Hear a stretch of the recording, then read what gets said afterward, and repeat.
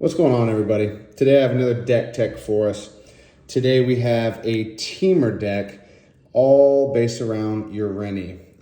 It's all teamer, good stuff, big scary dragons, and it is a very fun deck. This is probably my most powerful deck I have. I think it is technically bracket 4, and it's definitely the most expensive. It's almost all blinged out in foil. It's something I'm working towards right now, just slowly now, but I have had this deck for a couple years now, but it started out as the worst teamer dragon ever printed. Miriam Sentinel Worm. We all know her, we all hate her. She is a powerhouse and a little bit oppressive. That's why I've been trying out this URENI lately. He seems, just, kind of on paper, he seems less oppressive, just with the extra mana and the lack of ward.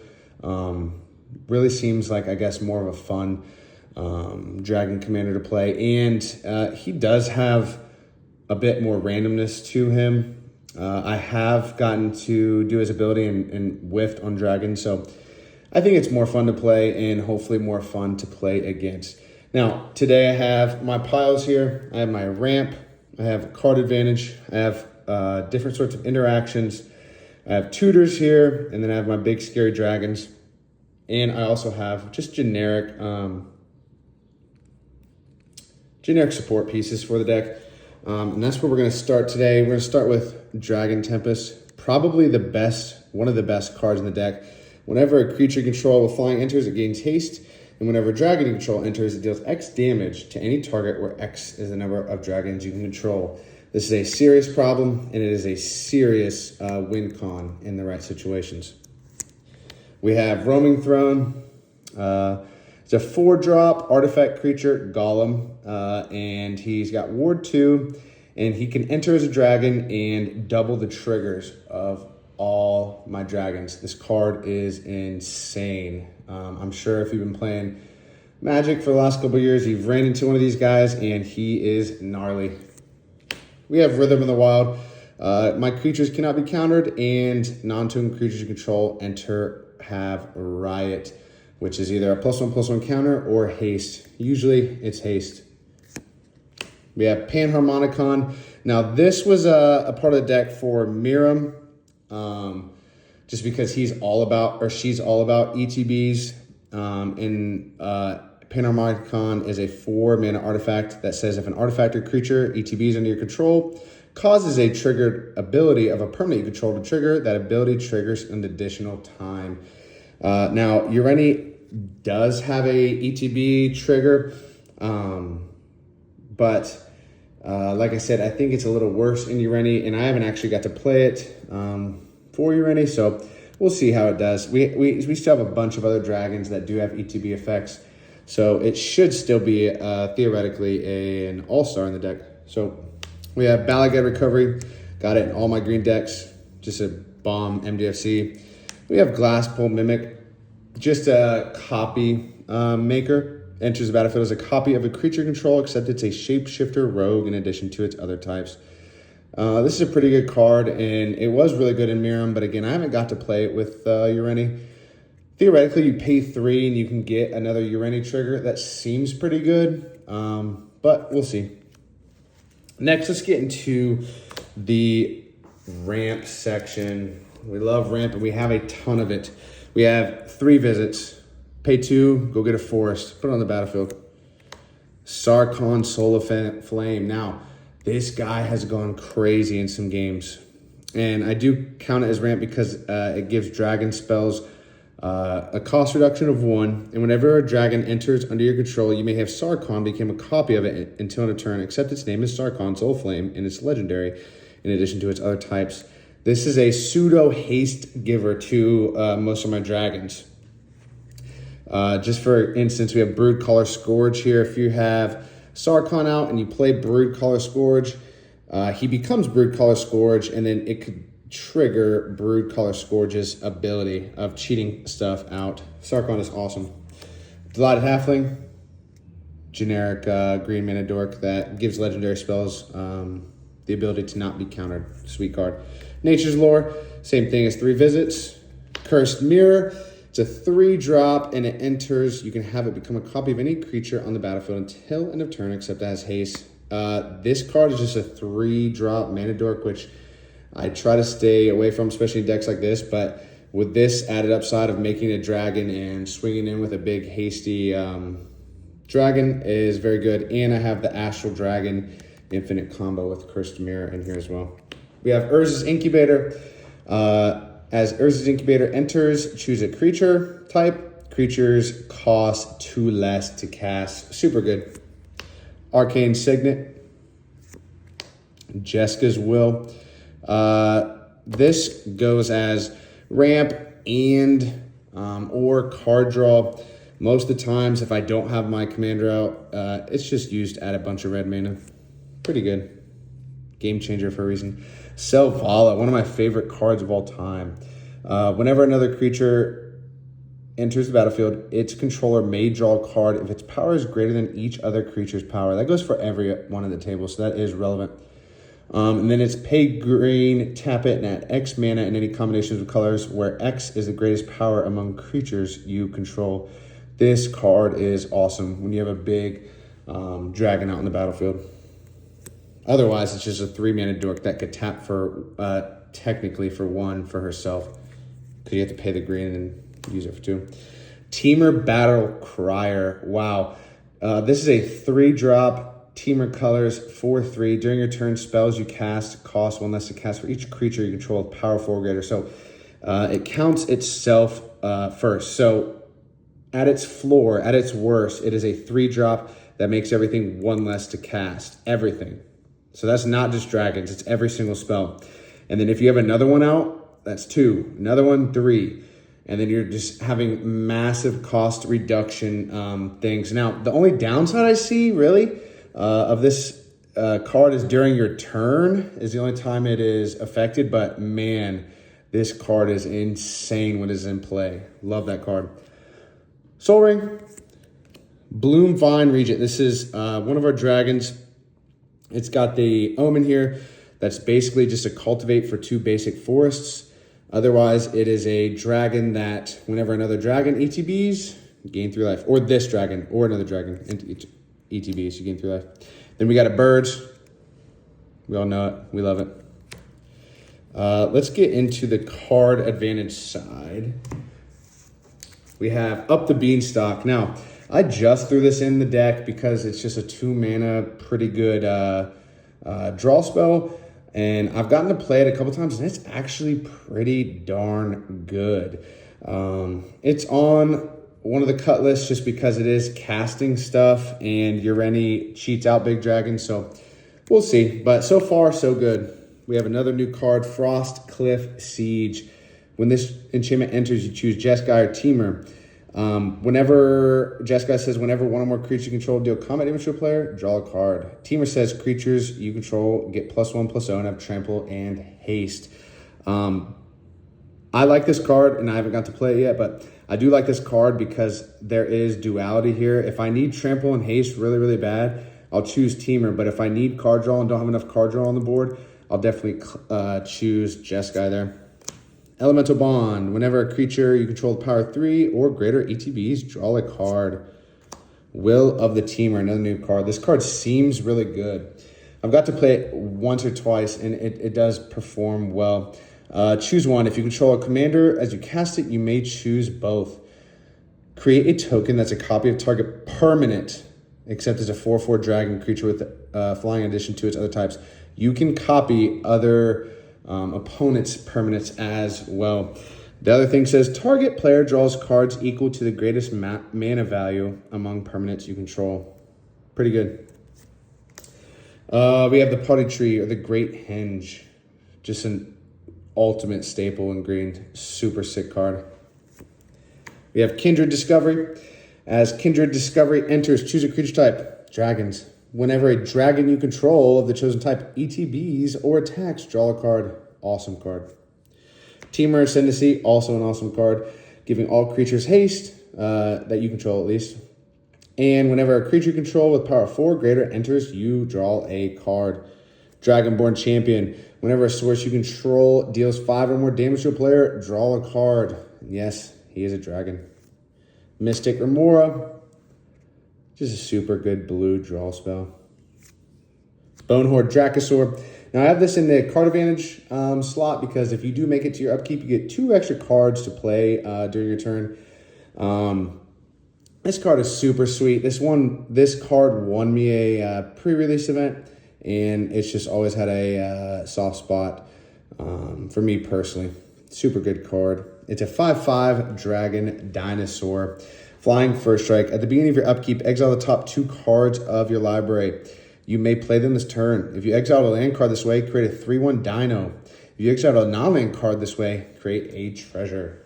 Then we have Kiora. This is maybe one of the most underrated cards in the deck. I love this card. Super pet card of mine. Whenever a creature with power 4 or greater ETBs under your control, draw a card. So it's very similar to the Elemental Bond outside of the power being 4 instead of 3. But its ability is untap target permanent. So it is a 3-drop card draw, and you can ramp with it as well. Super good. And then we have Garruk's Uprising. When Garruk's Uprising ETB is under control, if you control a creature with power 4 or greater, draw a card, giving creatures trample. And then whenever a creature with power 4 or greater ETBs, draw a card. Awesome. Okay, let's get to the interaction here. I do run counterspells. This is the only deck I have counterspells in them. I'm not a huge blue player, but it does, I can't lie, it does feel good to have the counterspells in the hand during this deck. An offer you can't refuse. Counter target non-creature spell. Its controller creates 2 treasures. Swan Song. Counter target enchantment, instant, or sorcery spell. Its controller gets a 2/2 bird. Fierce Guardianship. It is a free counter spell if you control a commander. Otherwise, it's a 3-drop that counters target non-creature spell. Super sweet card. And then Stubborn Denial. I love this card in this deck. It is just a 1-drop that counters target non-creature spell unless its controller pays 1. But anytime we cast this, we're always going to have Ferocious. If you control a creature with power 4 or greater, counter that spell instead. So theoretically, you will never really be casting this unless you have one of your big dragons on the battlefield in order to protect your dragon. So it will always be a 1-mana counter target non-creature spell. Then we have Heroic Intervention, green staple. 2-drop permanents you control gain hexproof and indestructible until end of turn. Then you have a couple removal pieces. Mystic Subdual. It's a 2-drop enchantment with flash. Enchant creature. Enchanted creature gets -2, -0, and loses all abilities. I have another guy right here, Fresh Start, which is pretty much a power cut version of that, which gives it -5, -0, and loses all abilities. Both these cards seem better to me than destroying, target permanent or whatever, just because if you are able to take out someone's commander and make him or her use their removal on their own commander, it just seems a lot more heartbreaking and powerful, in my opinion. So we have that. Stump Stop, MDFC, target creature control deals damage equal to its power to target creature or planeswalker you don't control. Deflecting Swat, super sweet card. Swat's a game changer. Sink into Stupor, another MDFC. Return target spell or non-land permanent an opponent controls to its owner's hand. Really good. Obscuring Haze, another free spell if you control your commander. This one is just a fog, preventing all damage. Fogs always work really well and overperform in our friend group, so I like to keep them around. Smuggler Surprise. Most of the time, we're going to be using this for this spree ability. Creatures you control power 4 or greater gain hexproof and indestructible. It's just another pseudo heroic intervention. But if you got the mana, you can cheat out creatures too with that second one. Super good. Bridgeworks Battle, another MDSC, giving a target creature control +2/+2, and then it fights another target creature you control. And then we have Vandal Blast, red staple, getting rid of artifacts. Let's talk about the Tutors really quick. We have Gamble. The card is super sweet. I love Gamble. It's an awesome card. We have Sarkon's Triumph. Search your library for a dragon creature card. Reveal it. Put it in your hand. And it is an instant, which is relevant. Worldly Tutor. Game changer for a reason. It's pretty good.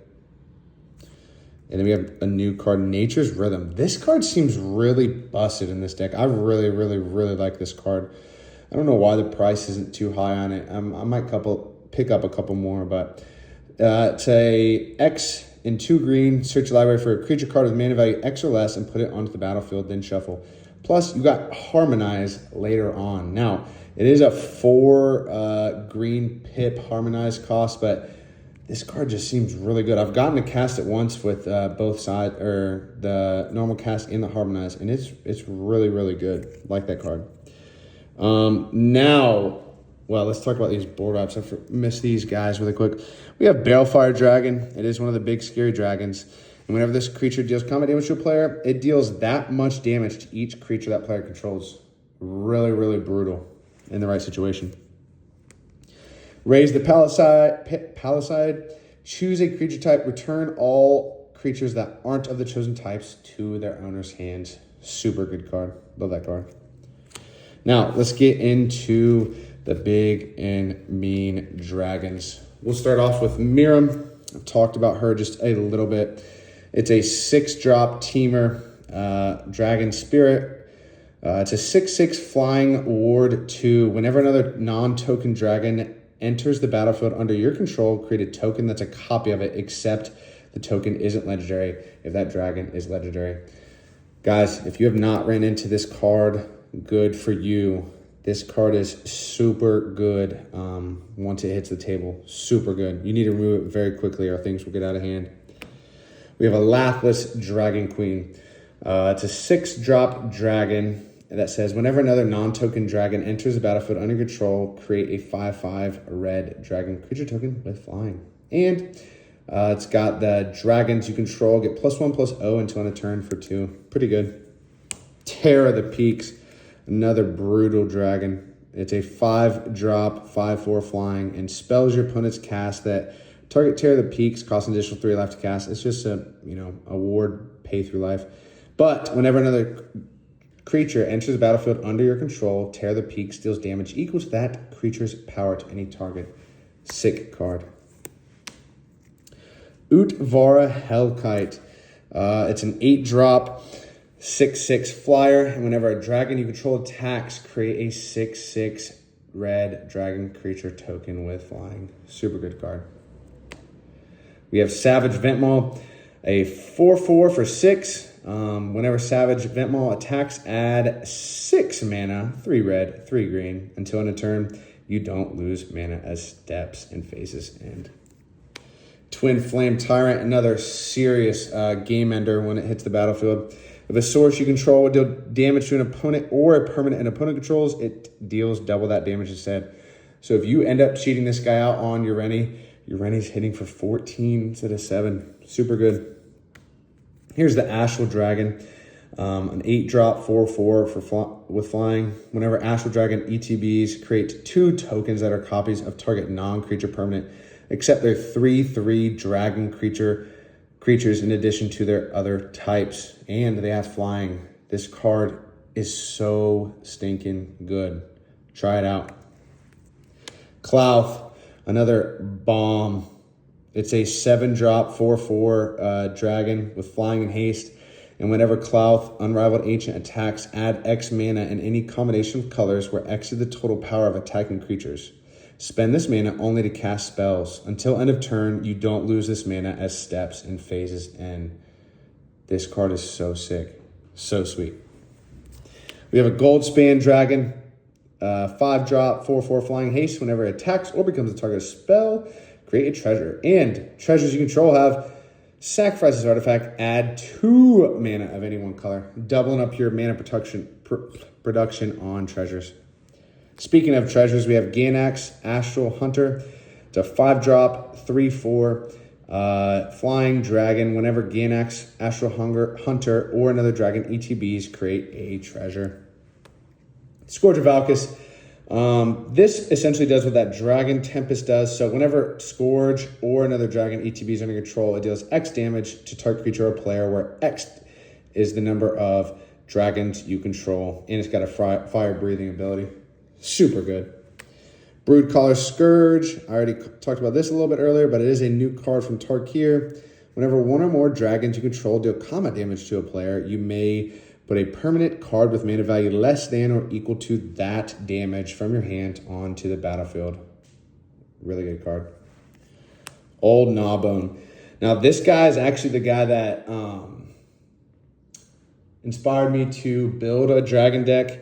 I pulled this out of one of the very first cards or first packs I pulled, and it was a sweet borderless version. I wish it was foil, but it's not. It's still awesome. But it is a 7-drop mono green dragon, which I think is really cool too.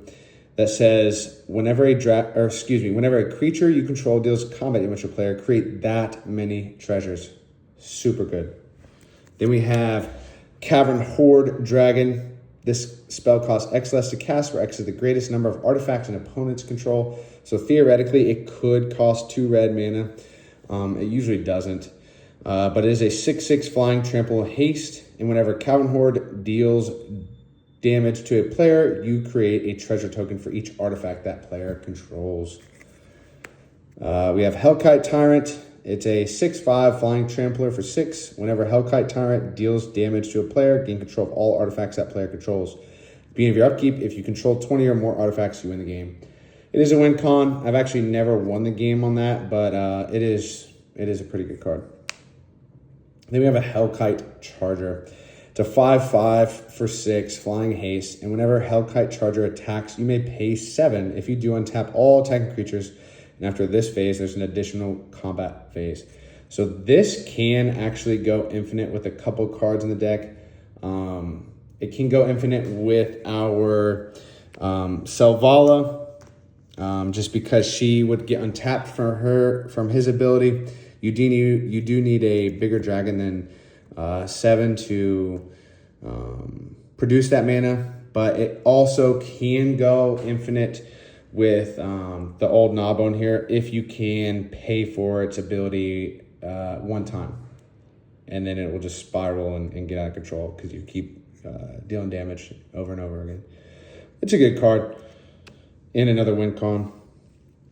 Okay, finally, I don't think I've talked about the lands in the couple other videos I made, but I do want to show these ones off just because they're all foily and pretty. So let's talk about these guys really quick. I have Karplusian Forest. It's a girl land. We have a Simic Breeding Pool. A Izzet Storm Carved Coast. Steam Vents. Bloodstained Mire. Mistrise Village. And that was my promo card for the pre-release. Super cool. Stomping Ground. Sulphur Falls. Ketria Triome. Wooded Foothills. Island. Maelstrom of the Spirit Dragon.